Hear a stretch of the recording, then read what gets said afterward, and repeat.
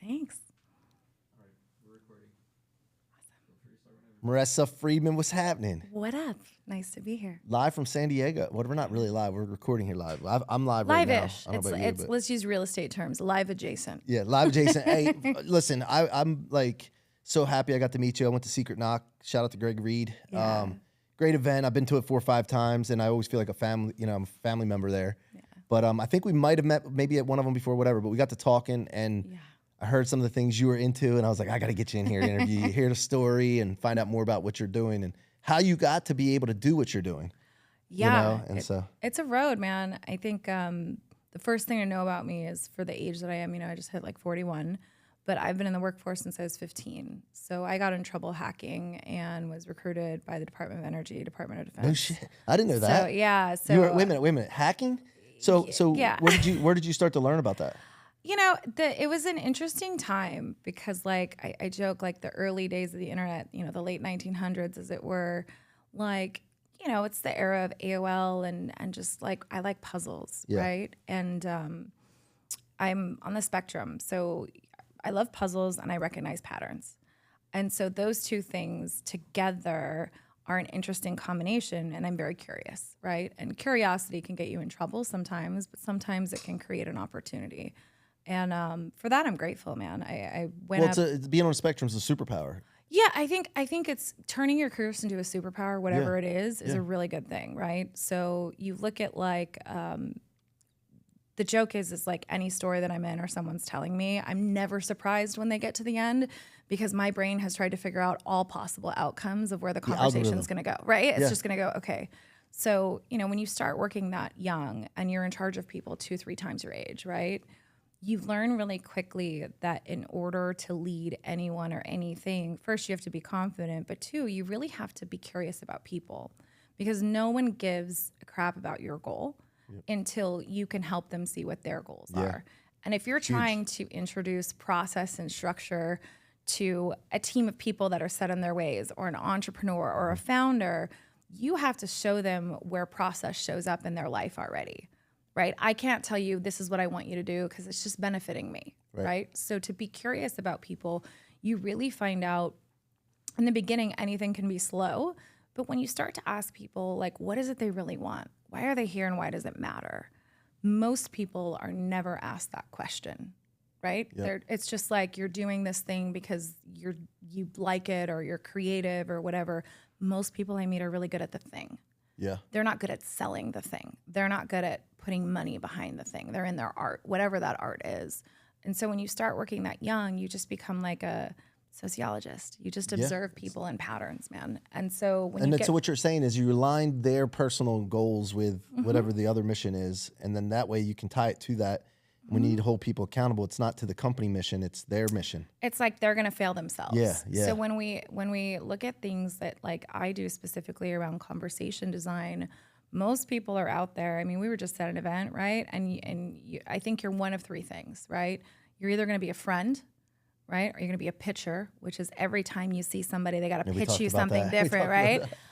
Or you're going to be a guide, Yeah. right? And I prefer to be a guide because I can be friendly with people, but really I'm not as focused on what I need. I'm trying to get other people, like, what is it that you want? What is the thing that really matters to you? And it's just a different way about going through things. Yeah. And again, when you look at business strategy or monetization strategy, whatever it is, I got to figure out like, well, why do you want that? Like, why did you put this business together? Why does it matter? What's your gift? What are you bringing to the world? Right? Because a lot of people get very obsessed with their story. Yeah. And the story only matters as much as you can anchor it to why it's important. Like, what does it mean to somebody else, right? Like, so for me, it's, I work with a lot of men. I work with, I would say like 95% men, right? Yeah. That's not necessarily by design. That's just what's attracted to me. But I think it's because Men are attracted to her. I'm a business mom. I'm your mean mommy. Yeah. I'm going to tell you the things that Yep. when you've got a ton of people surrounding you that are telling you what you want to hear, you've got to have that person that's going to be like, no, dude, I disagree. That's not actually how it works. And you're being an ass, right? Like, Yeah. Well, I'm the well, person that but- can say that. But that's why you work with a lot of professional athletes too, Yes. because they need that. They're surrounded. They come into money. They're surrounded. Obviously, they're gifted. Yeah. So they're sitting on this high Listen, they're horse, the top 1% of the 1%, right? and then everybody's trying to lead them into their goals where they want them to go. Their Everyone's got a entourage. guy. Everyone's got a Yeah. person. And most people, you know, the reason so many of them, you know, within 18 to 24 months of leaving the sport don't have money is because they're not thinking about the long term. They're thinking about the now. And I think it's kind of a funny thing to say, but like delayed gratification in anything is going to yield a phenomenal result. I don't care if you're dating and you want to hook up with somebody or, you know, a business deal, getting to know people. That building of a return on relationship is what I call it, is really important, because my goal is to figure out, you know, okay, cool, you're an athlete, you've got your thing, you've got the big sponsorships, you got all that. You make one mistake, it goes away. You say the wrong thing, someone accuses you of doing something, and now you're on a press tour trying to apologize, right? Yep. And my belief is, I tell people, don't apologize. Like, fundamentally, if you didn't do anything wrong, don't apologize. I don't care if you're a political official, an NFL athlete, a CEO, because once you start apologizing, you'll never stop. Right. But also, you can lean into the lessons and grace, but you also have to have people around you that are willing to disagree. I think that's what I see most founders and most people, where they make the mistake is you've got all your yes people, and anyone that has a dissenting opinion is negative, right? And it's like, no, it's not negative. It's pragmatic. You need someone that's going to be, you know, challenging you. I think that's probably why the women that I do work with are okay with being confronted. You know, confrontation is a really positive thing. If you look at it from the lens of like, I'm getting feedback to be better, right? I'm getting feedback. I'm paying someone to tell me to identify the blind spots, right? There's this thing called willful blindness. Yeah. And it's why people ignore the obvious at their own peril. And what I see is a lot of times people just aren't transparent with how they work or why they work. And that's why you get the pictures, right? Like, you go to events and you can see them. They're handing out business cards. They're not listening to you. They're very focused on the thing that they want to sell or do. And you kind of realize that they repel you a little bit, right? You're just like, no, thank you, not interested. Now, be a woman in that environment where there's like all kinds of dynamics that play. I think it's just fun to just listen to people. Yeah. I observe, man. Well, let's talk about confrontation for a minute, because most people have a negative connotation what confrontation means. Sure. And everything in life, problems that we have is because we're unwilling to confront something. Yeah. And you will be forced to confront. Yes, 1000%. Pressure builds. Yes. And it builds and it builds. And eventually, when you're forced to confront, that's when people get miserable. Yeah. And it sucks. The faster you can confront, the better. Yeah. Right? Well, I think it's you know, I've been sober like going on almost 15 years, and there's one thing that I've learned, which is like, before I go to criticize anybody else, I look at myself, right? What am I not doing? What's this bringing up in me? And then I determine, like, is this worth having the conversation? Will the person be open? And I frame everything with love, respect, and kindness.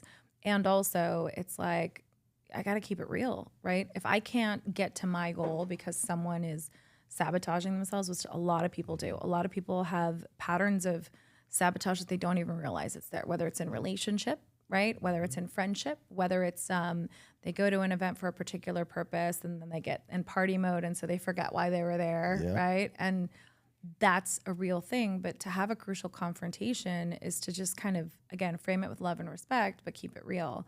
And a lot of people refer to me as like, I'm working, like, they're like, it's like you're a shot of espresso. There's no milk, there's no sugar. Yeah. Like, there's plenty of coaches that are going to be loving, kind, hold your hand. I'm more like, you know, achieve the goal. Like, let's get to what we need to do. And if I have to stop and consider every single time I'm going to hurt someone's feelings, like, feelings are going to get hurt.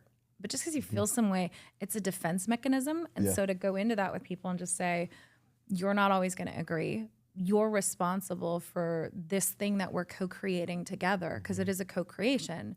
And that's where I want to co-create with people. I want to build cool shit with cool people that aligns with our goals and our values. And if people aren't interested, it's like Tinder for business, right? Like, yes, no, there's no maybe button. Yeah. Right? So I got to talk about the event thing, right? I remember when I first started going to events, I was probably late 30s, early 40s. Yeah. I really never went to events before. I didn't understand. I didn't get it. Yeah. So then when I first started going, I'm like, oh, this is a party. And I was still drinking and partying. Yeah. And I would do that. I would go to the event. I would be the one that would sit to listen to the speakers. So I wanted to gain information. But as soon as the thing was over, where's the party? Where are we going? Yeah. And I would be out late. And then I'd feel like hungover the next day. I'd show up late. be miserable, like feeling like crap, right? Totally. And I just didn't get it. And I look back on that and now it's not me. Like that was just some kind of, I don't know what was going on. But once I figured out, because then I would forget why I went there. Yeah. Right. Just like you said. And now it's like a totally different, I'm so intentional and I'm looking for the right people to be around and surround myself with that I can serve. And it changes the ballgame. Well, and it's a magnet. You're a magnet. It's huge. What you and talk it's about, a different, it's a different energy because I think early on people have like this hustle mentality. And what people don't talk about is the burnout that results from that, right? Yeah. I've seen many, I work with a lot of really big influencers. We're talking about like one of my clients has like, 35 million followers, right? The pressure required to sustain that following and the content, it's why so many people burn out and so many people have very public burnout. And it's like, you've got to create something that's sustainable, but also you have to know that hustle thing, it'll work for a period of time. But, if you're married, if you have kids, if you want to be in a relationship, if you want to have any of these things, it's not about balance. It's about figuring out how to integrate it. Like I always say, and evolve, right? With the 1000%. family life, My you might have family kids. is enrolled. And what I mean by that is my son, my daughter, my husband. You can ask any of them what I do. My kids are my greatest referral partners because, my son's in college at ASU, he's in a fraternity, he's listening for opportunities. I give them referral fees like I would to any partner. Same thing with my husband. We're all on the same team. And I think a lot of people forget to enroll their spouses and their kids into what they're doing. And that's where it's a family business, man. My husband's a corporate guy. To be clear, he's a Fortune 50 guy. He is not an entrepreneur. However, we support each other. So when I need to go be corporate wife, we're hosting dinners. We went fishing with his team in Idaho for 5 days. I'm there, I'm supportive, and he's the same for me. And I think a lot of times there can be friction again and not having the confrontation of, hey, what are we agreeing to do? Right? When I went on tour for Google and I was gone for like 220 days plus a year, that is a commitment at a time where our kids were like in elementary school and middle school. I mean, I was going to parent-teacher conferences on FaceTime. I was doing all this stuff. And then add being a woman, where the idea of what being a mother is and how that's judged by people is really fascinating to me. I have tons of empathy for people. But, they'd ask me like, I always get the question, how hard is it to be a mom? And then I'd look at my buddy and I'd be like, ask Tim. Tim's got like 6 kids. I only have 2, right? I'm really good at deflecting because I think it's a disservice, right? You can be whatever you want. You can do whatever you want as long as you enroll everyone in your sphere and you guys are all working towards a collective vision. And what was the collective vision? The vision is early retirement. The vision is having fun while we're doing it. The vision is being able to go on a vacation and not have a budget, and everyone's on board. And I think that not a lot of people talk about that. Yeah. Right? Like I loved specifically the event we're at because some of the kids are there. Or, I think it was the Ideal guys, they had their babies with them, their toddlers with them. That was awesome. Growing up in those environments, I think is such a great thing for kids because it's like as soon as they can get out of the matrix and realize like my daughter's got a side hustle, my son has a side hustle, they're making thousands of dollars a month, I've seen some kids and families go to parties and bars, and you see the kids running around like with that kind of environment versus like an entrepreneurial. Yeah, I think it's it's a different environment, but I think like I always laugh because my parents were like school teachers and immigrants, right? My dad marched with like Cesar Chavez and did all this crazy shit, and it's funny because they were educators, but they in the 80s there was a call out for Amway, right? Yep. And they wanted Asians and Hispanics, and my mom's like Pacific Islander, my dad's Hispanic. And the mentorship, right? Like all the things I would hear about on these tapes and all the stuff that they'd make me do and these presentations where you look an adult in the face and you do all this stuff now serves me so well. So I joke that like anybody that had talks too much on your report card, like how's life as an entrepreneur, right? Because you're probably I was like that. I got in trouble for talking all the time. And it's like, and they try to suppress you. They try to suppress you, but like once you realize you can do whatever you want, that's actually how they got their first home. And they were mentored by so many people that like people reference today. And I got to meet those people as a kid. And I think that puts you on a totally different frequency. Yeah. Your brain goes to a different place, right? 100%, man. I wanted to talk about what you do. Just for the audience to make sure they understand. Like, what is it that you do? So, as a brand and business strategist, I focus mainly on brand narrative and monetization, meaning what do people need to know about a person, a brand, or a company? And then where are hidden revenue streams in a business? I personally believe that every business has 3 to 4 unexploited revenue streams. People focus a lot sometimes on the wrong metrics in their company. So when people are like, oh, I want to go viral, it's like, okay, I've gone viral, right? I went viral for not moving my seat on an airplane, right? I got Not a doing ton what of on hate. your- I didn't move my seat on an airplane. I wasn't gonna move. I was sitting in Oh, a so seat. so a couple came up and said, "Hey, you Yeah, mind?" they're like, hey, like our kid's in coach. We That want to was sit by you? the kid. Yeah. So When it's- was that? Shit, man, it was like 2 years ago. Yeah, I remember. I So, remember so that it was you. everywhere. I mean, I made it to New Zealand. I made it. Oh man. And it's one thing to want to go viral for the thing that you do. It's another, you cannot control what pieces of content you put out will go viral. Yeah. It's never the beautifully Yeah, produced thing. 100%. It's always the Yep. garbage that you're like filming in an airport or whatever. Yep. And the thing is if I had been like a product-based business, right, and you go viral, all of a sudden you have a ton of things to fulfill, and are you ready for that? Right. And if you're not, you're going to disappoint people. On the other hand, when you get a bunch of followers that are not even your target audience, that's going to destroy your engagement. So you have to look at it like with intentionality, right? Yeah. And so for me, what I look at is I test things on every platform. I have a following, combined following of a couple 100,000. And, I have a newsletter, but I do my newsletter really different. I only share stuff when I have something interesting. It doesn't It's have to not go a out every content week. machine. I Yeah. think the trends are showing us right now that people are watching podcasts in the longer form. TikTok, you can upload a 60-minute video. Instagram's testing 30-minute videos right now. What that means is people are getting short form content fatigue. So I tend to be ahead of the trends, but for companies, I can create a really beautiful narrative around why something is important. Like, so for Google, what we did was we looked at the questions we would ask a business owners, like, are you there? Do you like what you see? Right? Google yourself, Google your business. What are you seeing out there? Is it your MySpace profile with you drinking on spring break? Right. Probably need to take care of that, right? But also with monetization, it's like sustainable revenue streams are really important for any business. Cash is like oxygen to an entrepreneur.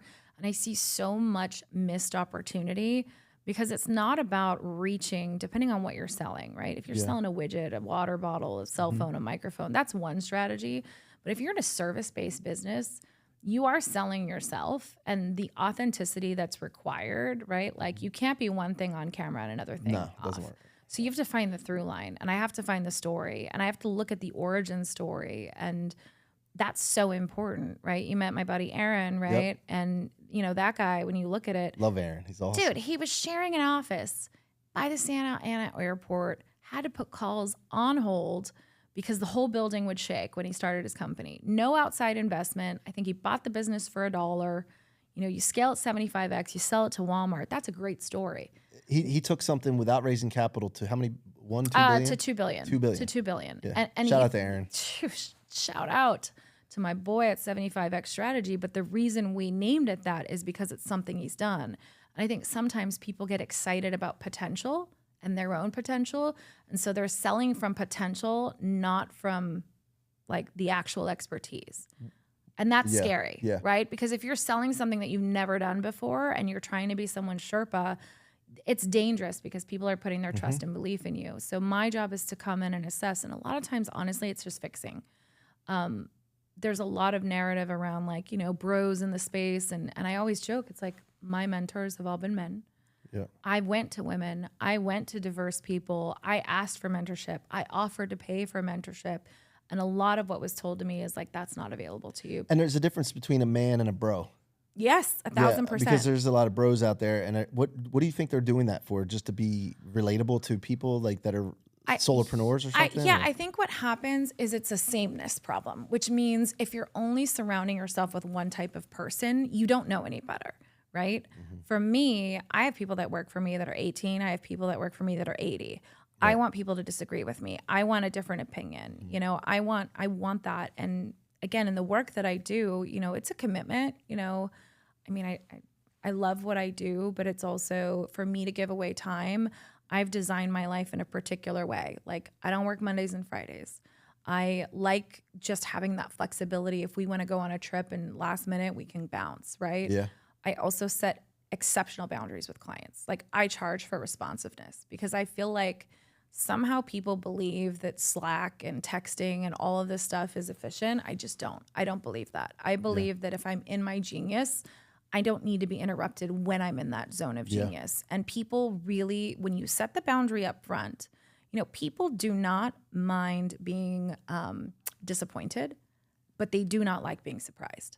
And I think any engagement that I've ever gone into where that's been a thing is just well, there, in business, in all the businesses I've done, the times that I did not set boundaries was because I was scared. I was afraid I was going to lose that that client, customer, the revenue. I was going to have to refund somebody. I was operating out of this scarcity. fear. It's fear. Yeah. Fear can be a beneficial thing to have too, but you have to have a boundary with it. But then once I started to realize, like, wait a minute, setting boundaries and getting what you mentioned, getting really clear on what you want, and then designing your life the way you want to do it is possible. One of the first things we do with people, you know, and I don't care if it's a division of Facebook, I don't care if it's a guy that has, you know, a bunch of, I work with a Mexican food restaurant chain here, is like, how would you like to spend your day? Yeah. And the pause and the like, I've never thought about it, right? Yep. It's like, well, if you've never thought about it, no wonder you're in chaos. So let's figure out, what does your day look like? You know, how much time are you spending with your family? How much time are you budgeting for just thinking, right? That's on my calendar every week. I have time for thinking. I have time for learning. It's the reason why I can just get up and bounce and do whatever I want. Is it took some time to get there, right? I had to really think about, what am I trying to create and what do I want to build? And what I knew is I didn't necessarily want to be this content machine. At the time, I've lost about 85 pounds in the last couple of years. I was supremely unhealthy. I wish that I had prioritized my health sooner. Yeah, me too. I think everyone does. And you get to a point where you're like, okay, now this is just who I am. Like who I am as a person, you know, and all the things that it takes you to be that person. It's like identity work, right? Yeah. And so when you're working with a division of a company or a founder, it's like, how do you guys want to run? Right. And the first thing I knew when I started my company is we are a no email company, meaning the only people that we are emailing with is potentially clients when they're first coming in. But as a team, we communicate on different platforms. We have meetings asynchronously. I hate recurring meetings with a passion. If we don't have to have the meeting, we don't. And it's so freeing to not have to get up in the morning and check my email. Like I have people that are doing that, right? That was the first hire that I made. You know, if you don't have an assistant, you are one, right? So the first person that you need to think about, and the most important person in your life, is your EA. Get your time back. Dude, you your just time and attention. You really only have, if you are a solopreneur, you probably really only have about 20 hours of billable time a week to work with clients, because the rest is doing admin shit and content and marketing, right? And so most people, when we do that exercise, what they get to is like, how they've been spending their time is not what they want. And so it's like, well, let's stop that. Well, I can tell you, when I figured this out, when I was in the mortgage industry, we scaled this business. I started growing from Delaware to Miami, had hundreds of employees. We're doing their thing. And I was feeling guilty because I was delegating and had so much more free time. I was on the golf course 3 times a week, but we were doing more. But I had this guilt inside of me. I think that the founder's guilt thing is a real thing because somewhere early on we're told that that work harder. You got to work hard. You got to work hard. And it's like, yes, there is a period of working exceptionally hard. And there's a period of like, even going to golf can be work, you know, if you're doing it with networking clients, like crazy. Right? Yeah. Oh yeah. So then, but still felt guilty. And the networking component of what we do is so important, but also so is just having time to be a student, be curious, right? Like, I think so many people get stuck in one way of thinking and being. And I can tell you, I didn't really discover, actually my buddy Adam Jablin and I were in Miami, we were talking about it. I was getting ready to go to Iceland, and I was saying the thing that was missing in my life, even being sober, I cannot quiet the mind. Like my mind is on all the time. It's why I have like the most aggressive sleep routine, right? Like I have all these things, you know, people talk about coaching and mentoring, and I'm like, listen, you need coaches and mentors for different things in your life, right? Yeah. Whether if you're going to hire to scale, that's one type of person. If you're going to do monetization, that's another type, marketing. But really, the integration piece is the piece that I find universally that everyone has a hard time with. Because what it's really saying is, how do I quiet my mind to reduce my stress? because it's no sense building this empire if you're going to have high blood pressure, be overweight and unhealthy. And then what happens? You get sick, right? Yeah. So for me, then you have you've had the life that you want with finances and be able to freedom, but yet you're not free. Yeah. And what happens tomorrow? Like for me in 2021, I had a stroke from the COVID vaccine. And you talk about your life changing in an instant. You're in the neuro ICU. They're telling you at that time, like, you don't want to see your family. Because if your family's here, that's going to be bad, right? Yep. And I just thought to myself, I had been thinking probably for 6 months to a year that there was a portfolio of clients that I just was no longer, they were my original clients and I loved them, but there was just no joy there. And the recurring revenue was pretty decent. So I just packaged it. A buddy of mine, I called him from the hospital. I'm like paralyzed. You know, I can't do anything. I'm like, dude, we got to package and sell. And I got to get rid of the employees. Right across the street from here, I used to have an office of 20 people, right? And we sold half the business so that I could focus on my health. It took that for me to be open to like red light and cold plunges and this whole biohacking thing. But what I found is with that, you get to quiet the mind. And when you can quiet the mind, you get clarity in a way that you never expected. And especially when you're sober at events, I'm really an observer, right? Because you watch, like, are people still the same? Being sober doesn't make you a better person, right? I'm still a little bit inherently of an asshole. It didn't get rid of that, right? Like I like it. I like whatever you want to call it. I didn't call you an asshole. But I do think that like the blessing is you can look at the insanity of the past and then you can see how it shows up in other ways in the present, right? So I took all that effort and energy into partying and alcohol and drugs and put it into work. I worked alcoholically. Right? Like I worked like an addict. Yep. I was obsessive, right? Which isn't good either. So you transferred that into that, right? So, and then I was just like, wait a minute, is this what it's all for? Right? And luckily I was around people that were willing, you know, Greg Reed being one of them, you know, there was a bunch of people we knew during COVID that all relapsed, you know, like there's a lot of people that didn't make it.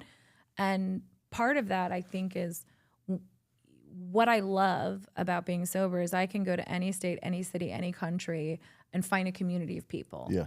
Being an entrepreneur is the same way. If you're open, you can find a network of people anywhere you go. I appreciate, value, and respect that, you know, I am an open person. People feel that. And so they talk to me, right? And I don't have any expectations, right? Expectations, I think, lead to resentments in disguise, right? Anytime you expected a big deal to close or whatever and it didn't, how pissed were you, right? And so now it's just like, wherever it's going to go, it's going to go. I can shape it, right? I can form it, but I'm not as attached to the outcome. And I find that releasing that attachment in some ways actually creates exponential results, right? Like I was working with a company and it was just really funny. It was like a group of guys. And, you know, they'd been stalling, you know, like, you know, 4 million, couldn't break past it, right? And what we identified was like, they weren't happy, right? There was a component of their business that felt like a drag, which is why they weren't happy. They were stalled because no one was inspired anymore. Yeah. And so that's I was huge. like, and then they feel like they're stuck to it. Yeah. And I said, because that's the original idea that they had, right? I said, our goal is to figure out what's inspiring to you today, because it's different than what it was 5 years ago. And you're not doing this to burn out, be pissed, be frustrated. You want to do that, go get a job. You know, go work at Starbucks, get someone's fancy latte wrong, right? Like you can deal with Karens all day. You're here because you have something to bring to the world. And so I always ask people, it's like, why are you here? Why are you alive? And the amount of times that I'll get a look on someone's face where they'll go, no one's ever asked me that. I'm like, you don't have to answer right now. Yeah. But why are you here? Are you here to bring a gift to the world? Are you here to show some people that what's possible? Are you here to make something easier that was really hard? You know, every one of us has a purpose. And I don't mean a purpose in a bullshit way. I'm here to inspire and motivate. No, I'm talking about what lights you up. What lights you up? Yeah. Where do you get lost in the work? Where it's life's so too easy. Short not to be lit up. Like I look back at some of the things I stayed in. Yeah. And I'm like, oh my gosh, I was like waking up in the morning dreading going to work. Yeah. It feels like dread, right? And sometimes you have to sacrifice money. Oh yeah. For the short term, maybe even the long term, but sacrifice money. But if you gain all the money in the world, but you're miserable doing it and miserable when you get there, like what the hell's the sense? How many rich people do you know, wealthy people that are miserable? The thing is that wealth in of itself can become a prison if you let it. right? Yeah. Because like my favorite client, I cannot say the name, but he comes in from Japan to San Diego. And I had met him at an event in Manhattan, and I kind of said, hey, if you ever come to San Diego, we should hang out. Unbeknownst to me, he's a billionaire, right? So I go to pick him up. I don't have anything to prove, right? I have a Toyota. So I show up in my Toyota, and he's laughing because he loves Toyota and blah, blah, blah. And he's telling me all this stuff. And he said, I noticed you don't have a fancy car. And I said, oh, I do. I said, but I had to figure out, how do I get my douchebag cars, but I don't want to pay for them, right? So I started, through a friend of mine, buying cars and putting them on Turo. So when I want to drive the fancy car, I can. Yeah. But I just like being in the car where my kids are in the car, the dogs, and it's like there's no stress. Right. I have nothing to prove to anyone. Yeah. That is the best space to be in because then you're not trying to keep up with anyone. It's not to say that I don't make over-the-top obnoxious purchases. I do, right? I think everyone has their thing. For me, it's like watches, jewelry, and purses, right? I don't know, like that's my thing, right? And I use my stuff, which is what most people notice, right? Like, but the freedom to do that and the freedom to not care is where everyone should strive to be, because then you're not when you get something, it's yours. I mean, I've seen too many people be really excited about like a car, and then someone will be like, "Oh, that's a nice starter Benz." Yeah, and you just watch the air. Oh yeah, deflate. and even if they don't say that to you, the novelty wears off. Like I had my one big Mercedes or whatever, and I was driving literally 2 miles to the gym and back home, down 2 miles down to the golf course, back home. And after a while, I was like, "What kind of asshole am I? I'll drive a golf cart." Yeah, but like, it doesn't even matter because it's like every once in a while, like when I go up to LA, I like the Maserati. I like to get in and out and go fast. But my favorite memory was actually like 2 years ago. We were leaving the Torrey Pines Open in La Jolla. I had an NBA player and 2 Hall of Famers, and they wanted a ride because the Uber wait was going to be like an hour. Yeah. And I was like, "Listen, I drive a CHR. Like, y'all are going to have to figure out how to get in this car." And I kid you not, it was the funniest car ride of my life because you've got, like big, you're almost like 6'9" in the front seat. I got 2 guys shoved in the back seat that have the windows down. They're half out the window. But like, that's a core memory, right? Yeah. And that's like something that every time we see each other, it's just laughter and joy. And I don't think enough people like, we got to get out of FOMO and get into JOMO. We got to get into the joy of missing out. You know, the thing is like, when I say I'm grateful every day, I'm grateful every day. Like, it's kind of a funny story I was telling you, but when I was in my active addiction, right? Yeah, I want to touch on that. It's hysterical. Yeah, because I want to know the journey. Yeah, I mean, listen, I could sit here and say that my daughter's father was like a terrible human, but I am a believer that in order to get good, we have to acknowledge our choices, right? Yeah, you chose them. And my choice, my choice at the time was that, right? And I made a lot of choices, and I was in this like blame, excuse, denial. I call it being in bed, right? I had learned so much about loopholes in the law, right? So I learned that if you were in your vehicle, even if you were asleep and in the backseat and you were drunk, you could get a DUI. So when I used to come downtown San Diego and party, I would essentially stock my trunk with a sleeping bag and water and a flashlight, right? Now, sometimes I would make it to my car and I would just plan to like pass out in the trunk, but I'd leave the keys. Like I'd leave the key in the thing. Let's clarify, because when you told me this first at the event, I'm like, I thought you said you kept your stuff in your trunk for when you needed it. No, but you actually slept in the trunk and closed the door. You figured out the latch to let yourself out. Like, no joke. Oh my gosh. I would get stuck. And so sometimes I'd have to call the towing company. From the trunk? Oh, yeah. Like it'd be like, so 4th and F Street, San Diego. Anybody knows Cafe Sevilla down here? I used to go dancing all the time. And then, that would happen. What would happen though is it became such a pattern where I parked. Occasionally the dude that would come and let me out of my car or whatever would come with like a black cup of coffee. Now, flash forward, right? It took me a long time. Wait a minute. I'm going to stop with the flash forward part for a second so we remember where we can go back. What was the first time when you called the tow truck guy? The first Yeah, I was reaction that like- they had, like, "Hey, I'm stuck in my trunk." I that's what's out think they were like, I'm sorry. And I'm like, I'm calling on my Nokia phone. I'm like, listen, like I'm stuck in the trunk of my vehicle. Did you And try they're to like play it off like somebody stuck you in the trunk? at first, Did you? yeah, because you're still hungover from the night before. You're still my actively gosh. drunk, Yeah, right? yeah. Holy But crap. also, never it's did like that. you got to understand that the logic of an alcoholic and an addict. Oh, yeah. Is like this is exact like there's no thought that I shouldn't drink as much. The thought is like, how can I get away with doing as much as possible, right? Did you ever meet someone that did that too? I've met like a couple of people. I've never. Yeah. Oh, So man. but here's the Whoa. crazy shit about that. So, that went on for a period of years. In my relationship with my daughter's father, I was clear. It was bad. It was really bad. Like I dropped my kid off on like a Thursday and I'd come back on Tuesday. I was actively in it. And I think the people that loved me and were close to me didn't even know how to have the conversation. I was very high functioning. Like when I say high functioning, I was winning awards at work. I slayed 6-figure job. Like there was no, like I was doing all the things. And then one day I woke up, and anybody that's ever been in this really low place where you have to look in the mirror and be honest with yourself, you do two things. It's like, you're either in denial more or you figure out like, what's my out? For me, my out was a plan of attack to just like kill myself. And so for me, I remember clear as day, I wrote letters to people. I dropped them in the mail. I went to the grocery store. I made meals and put everything in the freezer for months. I made videos and I wrote letters to my daughter, who was a baby at the time, man. She was like 2. And you were still partying while you were I prepping. used to, this is like the hardest thing to say out loud, but I was such an alcoholic that in the morning I would have to have a drink so that I could drive because my hands would shake. And so that particular morning, as I dropped her off at daycare, I was very sick.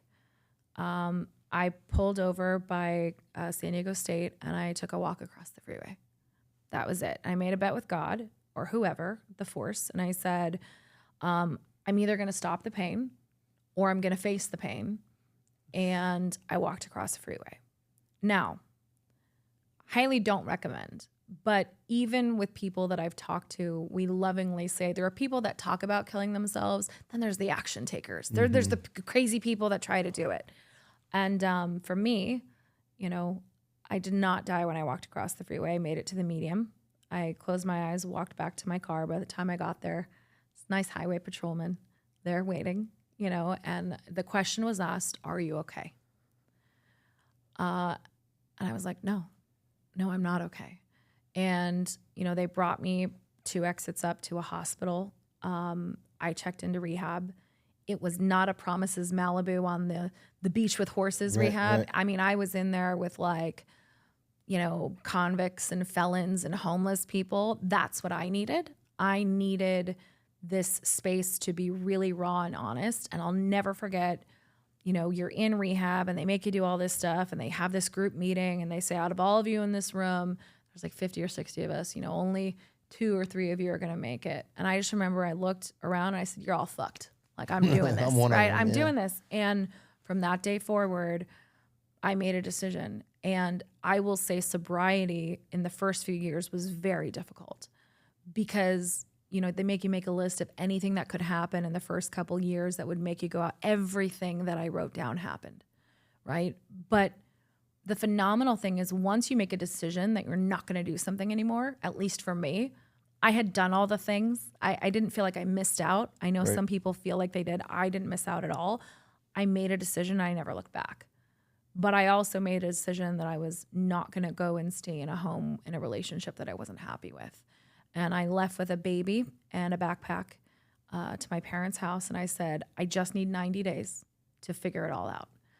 And it was a lot because I was, there's no trauma.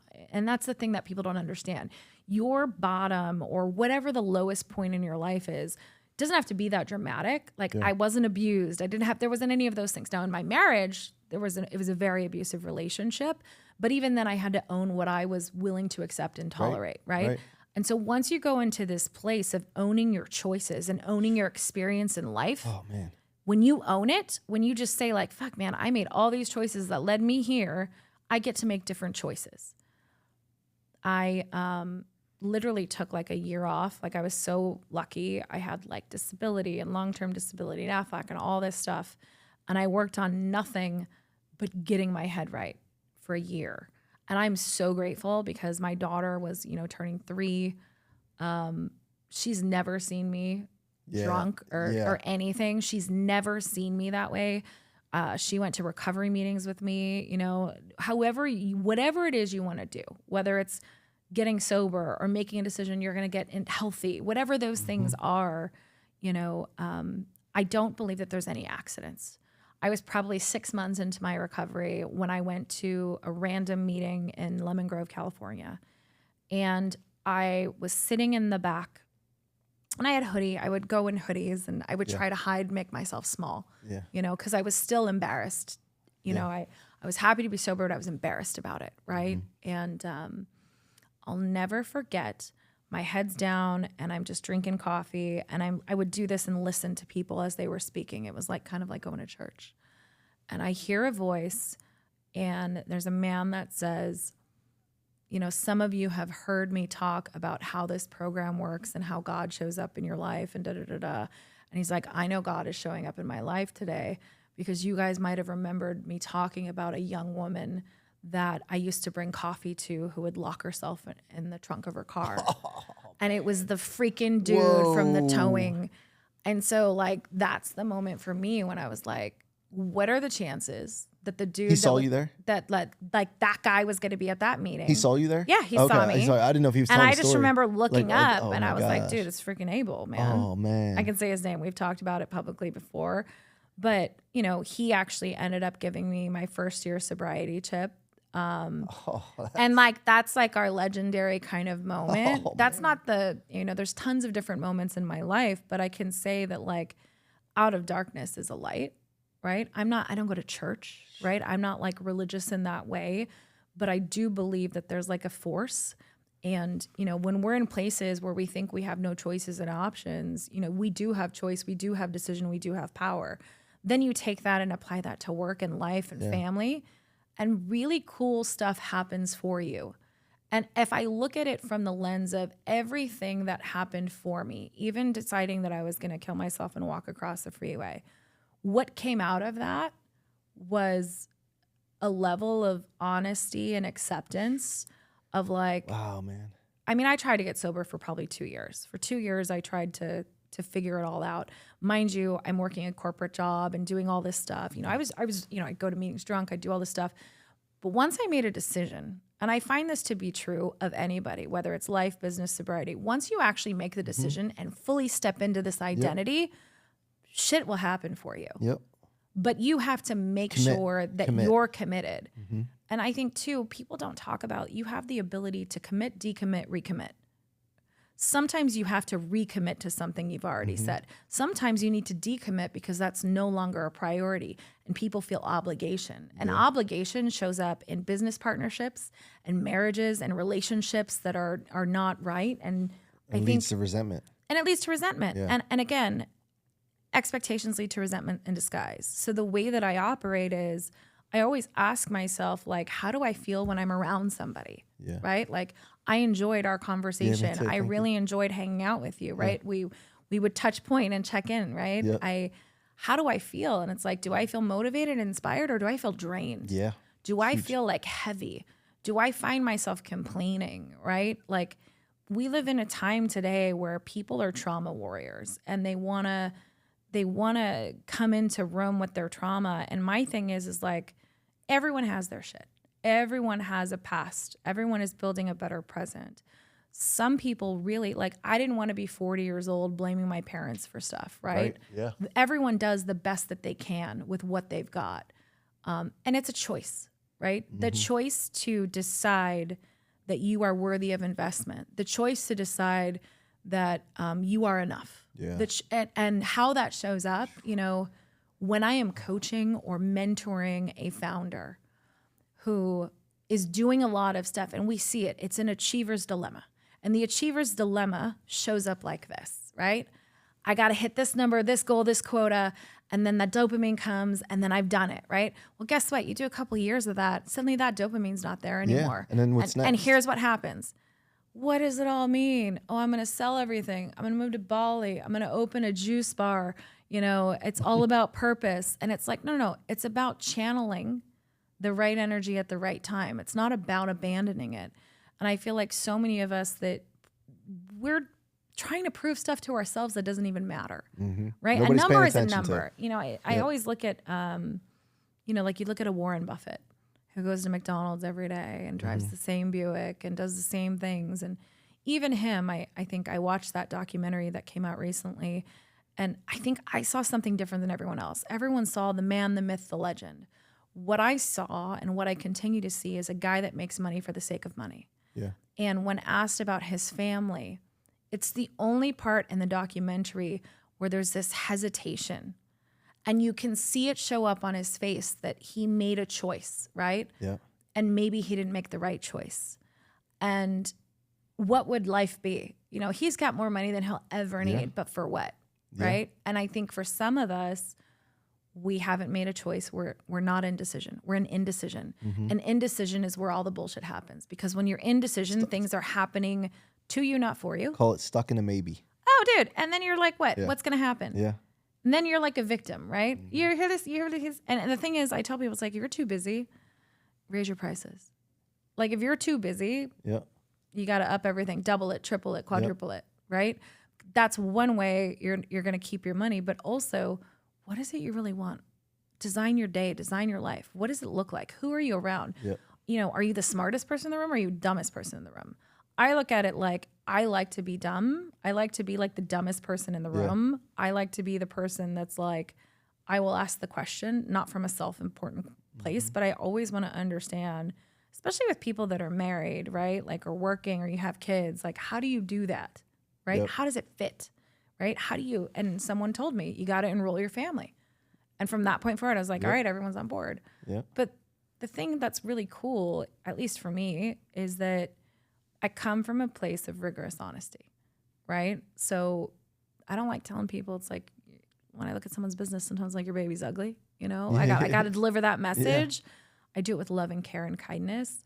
But also I think that's what's led to so many opportunities. Like, I work in so many different industries because of how my brain works, because strategy is just the ability to look at things differently and figure out, like, where is stuff disjointed and what can you do more of and less of?